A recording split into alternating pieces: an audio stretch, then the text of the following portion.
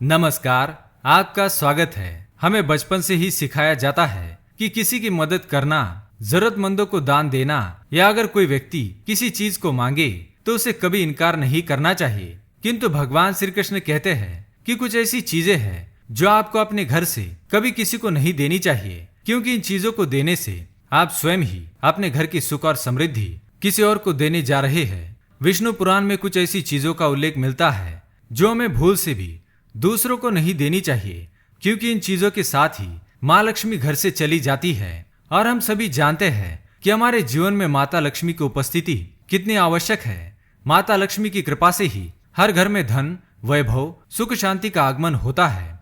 अगर माता लक्ष्मी किसी कारण से रुष्ट हो जाए तो हमारे जीवन पर भी उसका दुष्ट प्रभाव देखने को मिलता है। अगर आप भी चाहते हैं कि माता लक्ष्मी सदैव आपके घर में उपस्थित रहे और आपके घर से भी धन और वैभव की कभी कमी ना हो, तो अपने घर की ये चीजें कभी किसी को दान में ना दे। साथ ही दोस्तों, वीडियो को एक छोटा सा लाइक जरूर करें और कमेंट में जय मां लक्ष्मी अवश्य लिखें। अगर आपने अभी तक हमारे चैनल को सब्सक्राइब नहीं किया है तो इसे सब्सक्राइब कर लीजिए, साथ ही उस घंटे के आइकॉन को जरूर दबाएं। तो आइए जान लेते हैं ऐसी कौन सी चीजें हैं जो हमें भूल से भी किसी और को नहीं देनी चाहिए। सबसे पहली चीज, पत्नी के गहने। जी हाँ, आभूषण की देवी माँ लक्ष्मी जी को माना जाता है, इसलिए हम जब भी आभूषण खरीदते हैं तो सबसे पहले माँ लक्ष्मी की उपासना के बाद ही इन्हें पहनते हैं। आपके पत्नी के आभूषण आपकी समृद्धि को दर्शाते हैं, इसलिए भूल से भी अपने पत्नी के गहने किसी और को उधार में या दान में ना दे। खासकर सुहागिन महिलाएं अपना मंगलसूत्र, पायल, बिछिया, इन जैसे आभूषणों को कदापि दूसरों को ना दे। इससे घर की बरकत घर से बाहर चली जाती है और माता लक्ष्मी अत्यंत रुष्ट हो जाती है।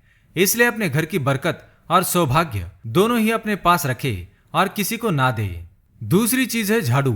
आपने कई बार इस बारे में सुना होगा कि घर की झाड़ू कभी दूसरों को नहीं देनी चाहिए, क्योंकि दोस्तों झाड़ू माता लक्ष्मी का प्रतीक माना जाता है। झाड़ू स्वच्छता और समृद्धि की निशानी है। ये घर से नकारात्मक ऊर्जा को बाहर करने में मदद करता है, इसलिए अपने घर की झाड़ू को कभी किसी को नहीं देना चाहिए। इससे आपके घर की सुख शांति झाड़ू के साथ ही चली जाती है। झाड़ू का महत्व सबसे ज्यादा होता है, क्योंकि इसी चीज से आप अपने घर को स्वच्छ रखते हैं और स्वच्छता से ही माँ लक्ष्मी का आगमन होता है। इसलिए खासकर इस बात का अवश्य ध्यान रखें कि आपके घर का झाड़ू कोई कितना भी मांग ले, उसे कभी भी ना दे। तीसरी चीज, शाम के वक्त दूध, दही, चावल, नारियल, आटा जैसी सफेद चीजें किसी को भी नहीं देनी चाहिए। शास्त्र में इसका उल्लेख मिलता है।